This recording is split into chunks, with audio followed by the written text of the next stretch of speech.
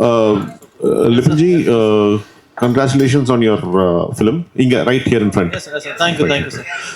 Usually Malayalam films வந்து have very good writers and scripting process வந்து ரொம்ப ஸ்ட்ராங்காகவும் இருக்கும் அவங்களது. இந்த படத்துக்கு இன்ஸ்பிரேஷன் எங்கேருந்து வந்துச்சு, இதனுடைய ஸ்கிரிப்ட் எப்படி ஆரம்பிச்சிச்சு, how many drafts did you guys go through, and அது மலையாளத்தில் பண்ணப்பட்டதா தமிழில் பண்ணப்பட்டதா அண்ட் கன்வர்ஷன் ஆச்சா? ஆக்சுவலி இது ஒரு ட்ரூ இன்சிடென்ட், ஜஸ்ட் ஒரு தின் லைன் தான் நாங்கள் கேட்டிருந்தோம். ஐ மீன் நான் ரைட்டர் கிடையாது, ரைட்டர்ஸ் வந்து கேரளா ரைட்டர்ஸ் தான். ஸோ அந்த லைனை வச்சு அவங்க நியர்லி ஒரு 3-4 years பேக்கே அதை டெவலப் பண்ண ஆரம்பிச்சு ஒரு மலையாளத்தில் பவுண்ட் பண்ணி வச்சுருந்தாங்க. தென் சர்டன் சுச்சுவேஷனால் மலையாளத்தில் பண்ண முடியல அவங்களுக்கு. அண்ட் டேரக்டரும் வேறு படத்தில் ஃபேலிமி பண்ணார். ஆக்சுவலி ஃபஸ்ட் படமாக இது பண்ணுறதா இருந்துச்சு. தென் ஒர்க் அவுட் ஆகாமல் ஃபேலிமி பண்ணி தென் அட் எ பாயிண்ட் ஒரு ஸ்பேஸ் இருந்துச்சு. ஆக்சுவலி அவர் மம்பட்டி சார் படம் கமிட் ஆயிருக்காரு இப்போ. But this was a true incident that happened. No, it's not like that. ஒரு thin line மட்டும் தான் இன்சிடென்ட். அதுக்கப்புறம் they developed it. கம்ப்ளீட்டாக ரைட்டர்ஸ் உட்காந்து டெவலப் பண்ணி ஃபிக்ஷன் தான் ஆக்சுவலி. அந்த ஒரு லைன் மட்டும் அவங்களுக்கு தாட் வந்துச்சு. அந்த தாட்டை எடுத்துக்கிட்டு தென் they developed it. தென் அதை தமிழில் மாற்றணும். வணக்கம் ஜீவா சார். சார் நீங்கள் படம் சிவாமணத்து செக்ஸி படத்துலலாம் ரொமான்ஸ் வந்து எவ்வளோ நல்லா பண்ணுவீங்கன்னு எல்லாருக்கும் தெரியும். இந்த படத்தில் ஹீரோயினே கிடையாதாம, இதெல்லாம் ஒரு 70 வயசு 80 வயசில் பண்ணக்கூடிய கேரக்டராச்சே, எப்படி இதில் பண்ணீங்க? அது நீங்களே நான் கிளைமேக்ஸில் ஒரு ட்விஸ்ட் வச்சுருக்கிறேன்னு. அது வந்து ஆக்சுவலி படம் வந்து நரேட்டிவே என்னோடய வீட்டிலேருந்து தான் ஆரம்பிக்கும். ஸோ அதுலேருந்து அப்படியே கிளைமேக்ஸில் வந்து பார்த்துட்டிங்கன்னா ஒரு சர்ப்ரைஸ் ஒன்று இருக்குது. ஸோ கட்ட பிரம்மச்சாரிகள் மாதிரிலாம் நடிக்கலண்ணா, 70 வயசு மாதிரிலாம் நடிக்கலண்ணா.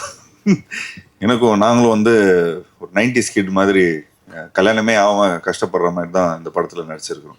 அதில் படத்தில் கூட கேட்போம், என்னப்பா அவனுக்கு கல்யாணம்லாம் பண்ணலையா அப்படி. இது ஆக்சுவலி எதுக்கு அந்த பண்ணியிருக்காருன்னா, பார்ட் 2 மாதிரி ஏதாவது எடுக்கிற மாதிரி இருந்துச்சுன்னா அங்கேருந்து வேற மாதிரி கண்டினியூ ஆகிற மாதிரி இருக்கும்னு நினைக்கிறேன். ஜீவா சார், படத்தில் ஒரு டைலாக் வருது, ஒரு மாதத்துக்கு முன்னாடி அது வந்து ஒரு ட்ரெண்டிங் ட்ரோல் பண்ணியிருந்தாங்க. அந்த டைலாக் பேசும்போது உங்களுக்கு என்ன தோணுச்சு, ஸ்க்ரீனில் பார்க்கும்போது என்ன தோணுச்சு? ஆக்சுவலி பேசும்போது கொஞ்சம் தெரியாமல் தான் பேசிட்டேன். அதுக்கப்புறம் ஸ்க்ரீனில் வந்தோன்னே நிறைய பேர் ஃபோன் பண்ணிக்க, என்ன சார் இப்படி பேசிட்டீங்க, என்ன சார் இப்படி பேசிட்டீங்கன்னு நிறைய பேர் கேட்டாங்க. நான் சொன்னேன், படத்தில் சுச்சுவேஷன் அந்த மாதிரி அமைஞ்சிருக்குங்க. ஸோ அந்த மாதிரி ஸோ அந்த கரெக்டான அமைஞ்சிடுச்சு. அது வரும்போது எனக்கு கொஞ்சம் நல்லா தேட்டரில் வந்து அது கொஞ்சம் என்டர்டெய்னிங்காக இருக்கும். ஒருவேளை அந்த டைலாக்கை எடுக்க சொன்னால் இந்த குழு எடுப்பாங்களா இல்லை வந்து அப்ரோச் பண்ணுவீங்களா? நான் சென்சாரே கிடச்சிடுச்சுண்ணே நமக்கு. இல்லைண்ணே, சென்சார் கிடச்சது ஓகே. இப்போ என்ன தெரியல உங்களுக்கு எடுக்க சொல்ல மாட்டேன் நான். எல்லாத்தையும் இப்போ எல்லாரும் பார்த்துட்டாங்க படத்தை, வேண்டியப்பட்ட ஆள் பார்த்துட்டாங்க படத்தை. ஜீவண்ணே பஸ்ஸுக்காக கேட்பாருப்பா அவரு. இல்லை, அது தம்பிராமையா சார் கிட்ட தான் கேட்கணும். என்னங்கண்ணே?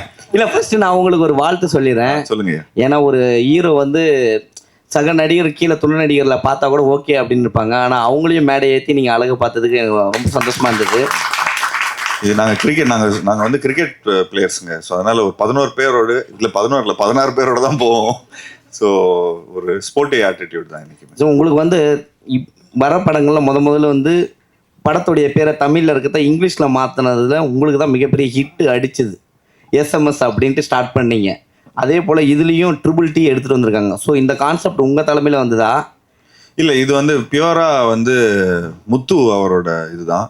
இப்போ ஏன்னா கொஞ்சம் கட்சி பேர் எல்லாமே கொஞ்சம் இந்த மாதிரி 3 எழுத்தில் இருக்குல்ல. ஸோ அந்த மாதிரி இது கொஞ்சம் இந்த சம்மந்தப்பட்ட ஒரு படம். இந்த படத்தில் நான் வந்து ஒரு ஊராட்சி தலைவராக நடிக்கிறேன். ஸோ அதில் வந்து சரி ஊர் பக்கம்லாம் போனீங்கன்னா இந்த மாதிரி ஷார்ட் ஃபார்ம்ஸில் தான் நான் கூப்பிடுவாங்க. ஸோ அந்த பேஸ் பண்ணி தான் எடுத்தாங்க. அது இல்லாமல் இன்டர்நெட்டில் டைப் பண்ணுறதுக்கு ஈஸியாக இருக்கும். ட்ரிபிள்-T அப்படின்னு அடித்தா உடனே அது வந்துடுது.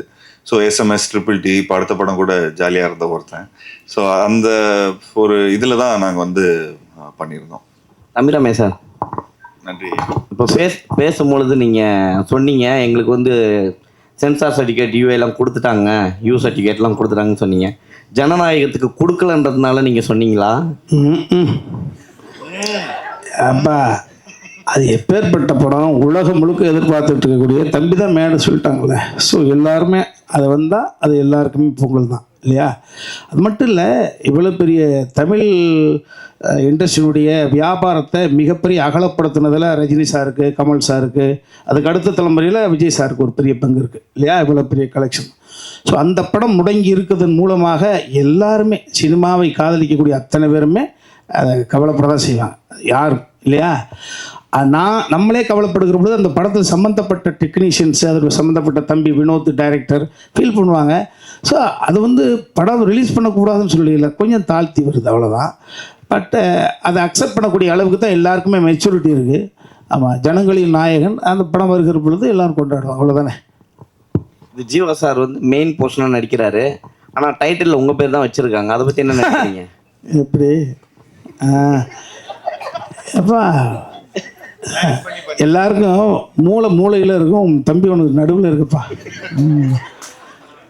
அது இல்லை, இது ஒரு நிகழ்வுக்காக நாங்கள் துபாயில் போயிட்டு இருந்தோம். தம்பி முத்துக்குமார் ஹீரோ சார் நாங்களாம் வருகிற பொழுது 2-3 டைட்டில் அங்கே பேசப்பட்டது. தம்பி நிதிஷ் இயக்குனர் எல்லாம் சேர்ந்து. அப்போ என்னதான் மலையாளியாக இருந்தாலும் தமிழில் எந்த பர்டிகுலர் வேர்டு இந்த ரீச் ஆகும் அப்படின்ற பொழுது நீங்களே சொன்னீங்களே, தம்பி ஒரு ஃபார்மேட் போட்டிருக்காரு SMS அப்படின்றது. ஸோ எனது பார்வை ஒரு ரசிகனாக 5-6 வைக்கிற பொழுது ஒரு ஓட்டெடுப்பு நடத்தினார் இந்த படத்தினுடைய தயாரிப்பாளர் கண் ரவி சார். ஓட்டெடுப்பு நடத்துகிற பொழுது இன்னும் காலத்தை தள்ளி போட்டுக்கிட்டே இருக்காங்க. படைப்பு ரெடி ஆயிடுச்சு. குழந்தை பெற்று 2 வருஷம் ஆச்சு, குழந்தை பேர் வைக்கலடான்னு சொன்ன மாதிரி படைப்பு ரெடி ஆயிடுச்சு. டைட்டிலுக்கு ஒரு விவாதம், ஒரு நள்ளிரவில் நடந்தது. வருகிற பொழுது ஒரு 4 பேர் சேர்ந்து இந்த பர்டிகுலர் டைட்டிலுக்கு ஓட்டு போட்டதுனால அப்படி ஓகே பண்ணப்பட்டது தான். ஸோ ட்ரிபிள் T தான். அங்கே தம்பி எங்கிட்ட தள்ளி விட்டுருங்க, ட்ரிபிள் T SMS அது மாதிரி. ஜீவா சார், சூப்பர் குட்ல கிட்டத்தட்ட 100 படம் எடுத்திருக்கோம். நீங்கள் கூட நிறைய படம் பண்ணியிருக்கீங்க. உங்கள் படத்துக்குலாம் எந்த படத்துக்குமே சென்சாரில் பிரச்சனையே இல்லை. இந்த படத்துக்கு கூட சொன்னீங்க ஒரு டைலாக் கிளியர் ஆகிடுச்சு. தானே சென்சாரோட பிராண்ட் அம்பாசிடர்னே. ஜிப்சின்னு ஒரு படம் நடிச்சேனே, ஜிப்சியில் 48 கட்டுனேன். லாஸ்ட்டாக எனக்கு தானே ஃபஸ்ட்டு செஞ்சாங்க. என்னண்ணா இப்படி கேட்டீங்க? 48 கட்டினேன். படம் பிளாக் அண்ட் ஒயிட்லலாம் ஓடிச்சுனேன். ஸோ அப்போ கரெக்டாக சென்சார் முடிஞ்சு கஷ்டம். அதெல்லாம் தாண்டி உள்ளே வரோம் கொரோனா வைரஸ். 2 சீயும் எங்களுக்கு ரொம்ப கஷ்டமாக இருக்குதுண்ணே. ஜீவா ப்ரோ, இங்கே ஜீவா சார், நீங்கள் பேசிகிட்டு இருந்த ஒரு விஷயம் சொன்னீங்க, இங்கே நிறைய யூடியூபர்ஸ் இருக்காங்க, அவங்க நிறைய ஃபாலோவர்ஸ் இருக்குது அப்படின்ட்டு. ஆனால் ஒரு சீனியர் ஆர்டிஸ்ட் சில மாதங்களுக்கு முன்பு பேசியிருந்தாங்க, நடிகை வடிவுக்கரசி. அவங்க என்ன சொல்லியிருந்தாங்கன்னா, இந்த யூடியூப்பில் இருக்கிற ஃபாலோவர்ஸு, இந்த மாதிரி இன்ஸ்டாவில் ஃபாலோவர்ஸ்லாம் வச்சுட்டு ஆர்டிஸ்ட்டில் எடுக்கிறாங்க, பட் அவங்களாம் நடிக்க தெரிய மாட்டேங்குது, இதனால் ப்ரொடக்ஷன் காஸ்ட் வேஸ்ட்டாக போகுது அப்படின்னு சொல்லியிருந்தாங்க. ஸோ உங்கள் 2 பேரும் கருத்து முரண்பாடாக இருக்குது. இதை பற்றி நீங்கள் நினைக்கிறீங்க? அது அதான், அவங்கெல்லாம் எக்ஸ்பீரியன்ஸ் ஆர்டிஸ்ட்னா அவங்க சொல்கிறவங்க. ஸோ அவங்களுக்கு அவ்வளோ படங்கள் நடிச்சிருக்கிறாங்க. இப்போது நாங்கள் பார்த்துட்டிங்கன்னா எந்த ஒரு துறையில் போனாலும் ஒரு பேசிக் ப்ராக்டிஸ் ஒன்று இருக்கும். ஒரு ஒத்திகை ஒன்று பார்ப்பாங்க. ஸோ என்னதான் நம்ம டான்ஸ் ரிஹர்சல் பண்ணியிருந்தாலும் சரி, என்னதான் நம்ம ஒரு டான்ஸ் ஆட போனாலும் சரி, ஒரு ஃபைட் பண்ண சொன்னாலும் எல்லாத்துக்கும் ஒரு ப்ராப்பர் முறையான ஒரு ரிஹர்சல் இருக்குது. ஸோ இந்த படத்தில் எல்லாருமே அவங்க அந்த கேரக்டருக்கு என்ன தேவைப்படுதோ அதுக்கேற்ற மாதிரி ஒரு ரிஹர்சல் பண்ணி உண்மையிலேயே அவங்களும் அவ்வளோ பர்ஃபெக்டாக ஒர்க் பண்ணி எல்லாமே ஒரே டேக்கில் முடிச்சிருக்கிறாங்க. ஸோ எனி ப்ராக்டிஸ் பண்ணி எந்த ஒரு விஷயம் பண்ணாலுமே அது நமக்கு ப்ரொடியூசருக்கு எந்த விதத்துலையுமே அது இதாக இருக்காது. அது அவங்களுக்கு ஹெல்ப்ஃபுல்லாக தான் இருந்தாங்க எங்களுக்கு. சார், இல்லை 4 எழுத்தாளர்கள் பேர் போட்டிருக்கீங்களே, இந்த கதை 4 பேர் சேர்ந்து எழுதுனது அவர் தனித்தனியாக? ஆமாம் சார். அது ஃபஸ்ட்டு முத்து ஃபஸ்ட்டு சஞ்சய் ஜோசப். அவர் ரூம் போட்டு 45 நாள் இருந்தார். ஒவ்வொரு நாளும் ஒவ்வொரு சீன் அமுச்சிக்கிட்டே இருப்பார். அண்ட் இப்போ மலையாளம் இண்டஸ்ட்ரியில் அந்த ஒரு இது இருக்குல்லண்ணே. இப்போ சாதாரண ஒன்லி தமிழ் இண்டஸ்ட்ரியில் தான் கதை, திரைக்கதை, வசனம், டைரக்ஷன், எடிட்டிங், என்னென்ன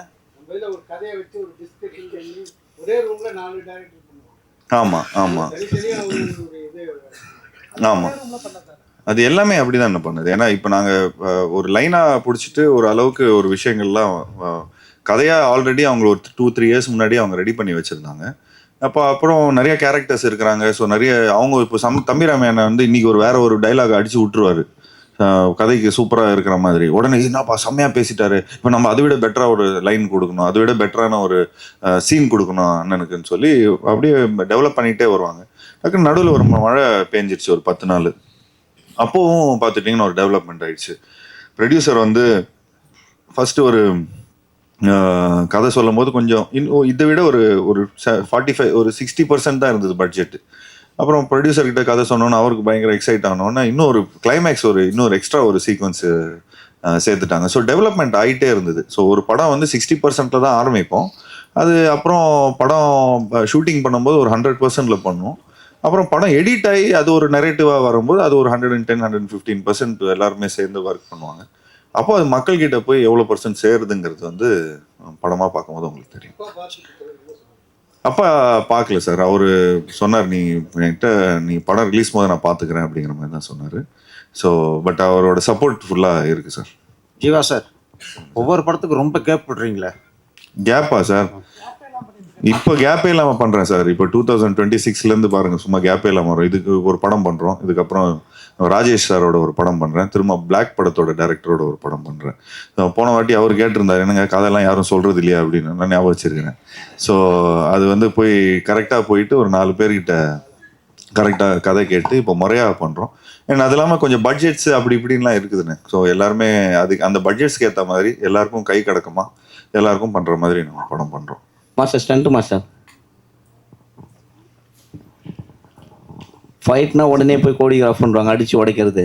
ஸோ இது காமெடி கலந்து பண்ணியிருக்காங்கன்னு சொல்லியிருக்காங்க. ஆல்ரெடி ஜீவா சாரே கலாய்ப்பார். ஸோ சண்டை எடுக்கும் போது எத்தனை வாட்டி கலாய்ச்சாரு, எத்தனை வாட்டி டேக்கு போச்சு, காமெடியாக வந்துச்சா இல்லை எடுக்க விட்டாரா? ஃபர்ஸ்ட் ஆஃப் ஆல் அங்கே நின்று பேசும்போது ஒரு 2 பேருக்கு தேங்க்ஸ் சொல்லாமல் வந்துட்டேன். ஃபஸ்ட்டு அண்ணனுக்கு, ஆனால் ரொம்ப தேங்க்ஸ்ண்ணே இந்த படத்தில் கொஞ்சம் நல்லா சப்போர்ட் பண்ணதுக்கு. அப்புறம் அந்த அண்ணனுக்கு சொல்லணும். அப்புறம் மெயினாக டேரக்டர் சார் சொல்லணும், கூட இருக்கிற அசிஸ்டன்ட் டேரக்டர்ஸ். அவங்க தான் டோட்டலாக ஒரு கிராஃப்டாகவே சார்ட் போட்டு இன்னதுக்கு இந்த மேட்ரு இந்த மாதிரி ஒரு 20 ஆர்டிஸ்ட் சும்மா இல்லை, ஆல்மோஸ்ட் 2 வீட்டுக்கும் பிரச்சனை ஆகும்போது இன்சைட்டில் அண்ணன் 2 பேருமே சால்வ் பண்ணணும். ஸோ அதில் பேசணும். இந்த மாதிரிலாம் ஒரு பெரிய கிராஃப்டாக இருக்கும்.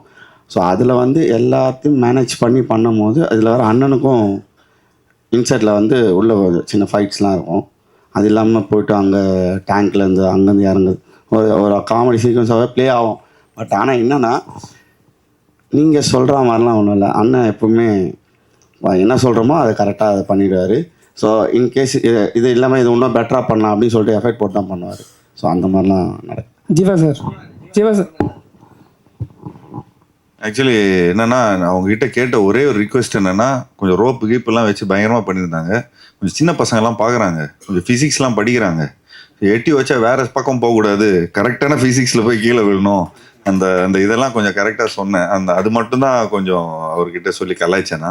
ஏன்னா ஒரு ஷாட் ஒன்று பார்த்தேன், ஒன்று அடித்தா சும்மா கீழே தான் போய் விழணும், ஆனால் அவன் கூரைக்கு மேலே போய் விழுறாரு. நான் சொன்னேன், இங்கே இது கொஞ்சம் இதெல்லாம் கொஞ்சம் ஓவராக இருக்கும், பசங்க கலாய்ச்சிருவானுங்க. பசங்க கலாய்க்கிறதோட அது வேலை இல்லாமல் மீன் வேற போட்டு அது வேற பயங்கரமாக கண்டென்ட் வச்சு சம்பாதிக்கிறானுங்க. ஸோ அதனால் கொஞ்சம் பார்த்து கொஞ்சம் ஃபிசிக்ஸ்லாம் என் பையனே கலாய்ப்பான். What is this daddy, what is this, இதை ஃபிசிக்ஸே தெரியாது, ஃபெயிலா நீ அப்படின்லாம் கேட்பான் பையன். ஸோ அதனால் அந்த மாதிரி கொஞ்சம் எதுவும் சம்பவம் பண்ணிடாதீங்க. ஸோ பட் அதுக்கப்புறம் பர்ஃபெக்டாக தான் இருந்தது. நீங்கள் டைரக்டரும் விட மாட்டார் அவர். ஜீவா சார், எலெக்ஷன் வரப்போகுது, எலெக்ஷனோட டைட்டில் வேறு, நீங்கள் வேறு விஜய் சார் அண்ணா அண்ணன்னுவீங்க, தம்பி தலைமையில் ஏதாவது ஐடியா இருக்கா, ஏதாவது பிளான் பண்ணி வச்சிங்களா? நீங்கள் அடுத்த டீசர் பாருங்கள், அதுக்கு பதில் வச்சுருக்கிறேன். அதுக்கு ஏன்னா அவர் கூட படம் பண்ண போகிறேன்ட்டு சொல்லிட்டு அப்பா சொல்லியிருந்தாங்க. ஸோ அதுக்காக தான். ஆமாம், நடிக்க வந்தால் நிச்சயமாக நாங்கள் ரெடியாக இருப்போம். But let's see what happens. Jivaji, this is purely as a producer உங்ககிட்ட. We know you, உங்கள் அப்பா he is an exceptional producer. அதாவது ரொம்ப சக்ஸஸ்ஃபுல்லாக ஒரு பிராண்ட் எஸ்டாப்ளிஷ் பண்ணி அது அதன் மூலமாக பல குவாலிட்டி ஃபிலிம்ஸ் கொடுத்துருக்காங்க. இப்போ ரீசெண்ட் டைம்ஸில் the complaint that we are hearing is that small films are finding it increasingly difficult அப்படிங்கிறாங்க. ஏன்னா அந்த OTTs have stopped lending a helping hand அப்படிங்கிறது. You understand the problem that I'm referring to. அப்படி இருக்கும்பொழுது நீங்கள் இந்த படத்துக்கு ப்ரொடியூசராகவும் வேலை பார்த்துருக்கீங்கன்னும் பொழுது, what is your take on the issue? Do you think the environment is conducive for small films or certain things need to be addressed? If so, what are they? I think the first best thing what we have to understand to make small films or big films is like we have to learn from Malayalam industry, because as a team they all come. எல்லாருமே டீமாக இப்போ for example இங்கே இருக்கிற ஒரு மலையாள இண்டஸ்ட்ரியிலேருந்து வராங்கன்னா ஒரு ஆக்டராகவும் இருக்கிறாங்க, ஒரு சினிமாட்டோகிராஃபரும் இருக்கிறாங்க, எடிட்டராகவும் இருக்கிறாங்க, ரைட்டராகவும் இருக்கிறாங்க, டைரக்டராகவும் இருக்கிறாங்க. ஸோ ஃபார் எக்ஸாம்பிள் மஞ்சுமெல் பாய்ஸில் நடித்தவங்க எல்லாருமே பார்த்தீங்கன்னா டைரக்டர் ஒரு எடிட்டர் ஒரு ரைட்டர். ஸோ ஐ ஃபீல் இன்னும் இந்த மாதிரி கூட்டமைப்பில் எல்லாருமே கொஞ்சம் கான்ட்ரிபியூட் பண்ணால், இப்போ நான் ஒன்லி ஆக்டிங் தான் பண்ணுவேன், I don't want to do anything else அப்படிங்கிற மாதிரி இருந்தால் இதாகிடும். பிகாஸ் இன்றைக்கி you need multiple skill set to be in film industry, because கர்நாடகாவில் கூட நம்ம சூ ஃபேமிலி அப்புறம் இந்த ரிஷப் ஷெட்டி அவங்க எல்லாருமே பார்த்துட்டிங்கன்னா தொடர்ந்து ஒரு கூட்டமைப்பில் ஓகே நீ இந்த ஜானரில் பண்ணுறியா இந்த ஜானரில் பண்ணு. I feel we have to form a community then forming there. எனக்கு தெரிஞ்சு எல்லாருமே ஒரு பெரிய ஷிப்பில் போனால் நல்லா இருக்கும்னு தோணுது. ஆனால் ஐ ஃபீல் வென் யூ இந்த மாதிரி பட்ஜெட்ஸ் இந்த மாதிரி ப்ராப்ளம்ஸ் வருதுன்னா அது எதுக்கான ப்ராப்ளம் வந்து அந்த ஷிப்பில் இருக்கிற பொருள், அதாவது அந்த ஷிப்பில் இருக்கிற ஸ்கிராப்பை உடச்சி சின்ன சின்ன போட்ஸில் போகணுன்னு பார்க்குறாங்க. So I feel when you go as a big team, so அதனால தான் இந்த இந்த ஒரு பெரிய டீமோட நம்ம போகும்போது ஸோ வி ஃபீல் எல்லாரோட கோஆப்ரேஷன் இருந்தால் ஒரு என்ன படமாக இருந்தாலும் சரி 45 டேஸ்க்கு மேலே ஒரு படம் எடுத்தால் அது ஏதோ ஒரு விதத்தில் ஒரு லாஸ் வரும். நீங்கள் பெரிய பட்ஜெட் படம் ஒரு 100 கோடி ரூபாய் படம் நீங்கள் எடுக்கிறீங்கன்னா கூட அது 45 டேஸ்க்குள்ளே எடுத்துருங்க. நீங்கள் ஒரு 4 கோடி ரூபாய் படம் எடுத்தால் கூட அது 45 டேஸ்க்குள்ளே எடுத்துருங்க. ஏன்னா ஒரு 45 டேஸ்க்கு மேலே போனால் அந்த வட்டி தாங்காது. Because I come from a production family, from a finances point of வியூவில் பார்த்துட்டிங்கன்னா you are paying interest for no reason. எந்த டெக்னீஷியன் கையிலையும் போகிறதில்ல அந்த காசு, எந்த ஆர்டிஸ்ட் கையிலையும் அந்த காசு போகிறதில்ல, ஃபுட்டேஜ் தான் இதாகுது. அண்ட் இந்த மோர் படத்தை வந்து லேட் பண்ணுறோமோ அவ்வளோக்கு அவ்வளோ ஃபைனான்ஸோட அந்த இன்ட்ரெஸ்ட்டும் ஏறுது, படமும் பழசாகுது, மக்களோட அதாவது ஒர்க் பண்ண டெக்னீஷியன்ஸும் ஆக்டர்ஸோட உழைப்பும் கொஞ்சம் லைட்டாக ஸ்டேல் ஆகுது. ஸோ கல் சூடாக இருக்கும்போதே தோசை போட்டுணும், தோசை சூடாக இருக்கும்போதே சாப்பிட்டுடணும். ஸோ அந்த மாதிரி கொஞ்சம் எனக்கு தெரிஞ்சு I would request all the producers to set இப்போ இங்கே ஃபர்ஸ்ட் லுக் கொடுக்கும்போதே படத்தோட ரிலீஸ் மந்த் அட்லீஸ்ட் கொடுங்க, டேட் வேண்டாம், அட்லீஸ்ட் ரிலீஸ் மந்த் கொடுத்தீங்கன்னா மற்ற பீப்புள் அதுக்கேற்ற மாதிரி இது பண்ணுவாங்க. ஜென்யூன்லி நான் தெலுங்கு படம் வந்து சமீபத்தில் ஒரு படம் டைரக்ட் பண்ணியிருந்தாங்க. அது சும்மா ஒரு கெஸ்ட் அப்பியரன்ஸை போய் ஜஸ்ட் வென் சரஸ்வதியில் போய் சும்மா ஒரு கெஸ்ட் அப்பியரன்ஸாக நடிச்சிருந்தேன். அப்போது அங்கே போய் பார்க்கும்போது ஒரு 15-16 ஹீரோ இருக்கிறாங்க, ஆளுக்கு 300 தேட்டர் வச்சுருக்கிறாங்க. இது முடிச்சா அவங்க வராங்க, அது முடிச்சா அது வராங்க. ஸோ ஒரு ஹெல்த்தி காம்படிட்டிவ்னஸ் இருக்குது. பட் இந்த ரிவர்ஸ் மார்க்கெட்டிங் இல்லை. அங்கே ஒரு படம் நல்லா இருக்குது அப்படின்னா அந்த படம் நல்லா இருக்குப்பா, அந்த ஹீரோ ஒரு அவங்களோட காம்படிட்டர் கூட சொன்ன அந்த படம் நல்லா இருக்குப்பா போய் பாருங்க அப்படின்னு சொல்கிறாங்க.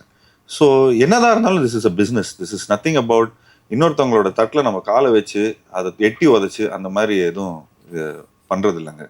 பட் இங்கே என்ன ஆகுதுன்னா அந்த ரிவர்ஸ் மார்க்கெட்டிங், இந்த நெகட்டிவ் மார்க்கெட்டிங், இவருக்கு மார்க்கெட்டு போயிடுச்சு, இவருக்கு அது போயிடுச்சு, இவருக்கு போயிடுச்சு அப்படின்னு. பட் இன்னைக்கு like today I come from a production backdrop. So இன்னைக்கு வந்து எக்ஸ்பெரிமெண்ட்டான ஃபிலிம் எடுக்கிறதுக்கான கட்டாயத்தில் நானும் இருக்கிறேன். அண்ட் அதே மாதிரி நிறைய டெக்னீஷியன்ஸை இன்ட்ரடியூஸ் பண்ணுற ஒரு ரெஸ்பான்சிபிலிட்டியில் இருக்கேன், புது டைரக்டர்ஸை இன்ட்ரடியூஸ் பண்ணுற ரெஸ்பான்சிபிலிட்டியில் இருக்கிறேன். ஒரு விஷயம் ரொம்ப பெருமையாக ஒரு விஷயம் சொல்லிப்பேன், எனக்கு தெரிஞ்சு நான் தான் இருக்கிறதுலே நான் 45 ஃபிலிம்ஸில் எனக்கு தெரிஞ்சு ஒரு 35 நியூ டைரக்டர்ஸோ I don't know, I might be wrong. So ஒரு I think more then 10 to 15 directors, புது டைரக்டர்ஸை நான் என்னோட ஆக்டிங்கில் நான் இது பண்ணியிருக்கேன். So I tend go behind மார்க்கெட்டில் இருக்கிற டைரக்டரோ மார்க்கெட்டில் இருக்கிற ப்ரொடியூசரோ அவங்க பின்னாடி நான் என்றைக்குமே போனதில்லை. நான் யார் பின்னாடி போயிருக்கிறேனோ, யார் ஒரு ஃப்ரெஷ்ஷாக ஒரு புது ஸ்கிரிப்ட், ஒரு புது டைரக்டர், அவங்கக்கிட்ட ஒரு ட்ரீம் இருக்கும், அந்த ட்ரீமை I try to travel in this dream. And இன்னைக்கு after so many years of acting and so many films, even இன்னைக்கு நானும் கொஞ்சம் இன்வால்வ் ஆகணும்னு பார்த்துட்டு இருக்கிறேன். So I want my involvement as a team. சாதாரணமாக சொல்லுவாங்கப்பா ஹீரோ இன்வால்வ் ஆகிறாருப்பா, இந்த வாட்டி அஃபிஷியலாக I want to get involve. And ஏன் இந்த ஃபர்ஸ்ட் இந்த தலைவர் தம்பி தலைமையில்னா பேசிக்லி என் தலைமையில் இந்த ஒரு விஷயம் பண்ணணும். அது ஹிட் ஆகட்டும் ஃப்ளாப் ஆகட்டும், ஹிட் ஆனால் நிச்சயமாக டீமுக்கு கொடுப்பேன், ஃப்ளாப் ஆனால் அதை நான் எடுத்துப்பேன். ஸோ அந்த தைரியம் எங்ககிட்ட இருக்குது, அந்த நிலையில் இருக்குது. So we come from a production background, we know how to make it up for it also. Thank you so much.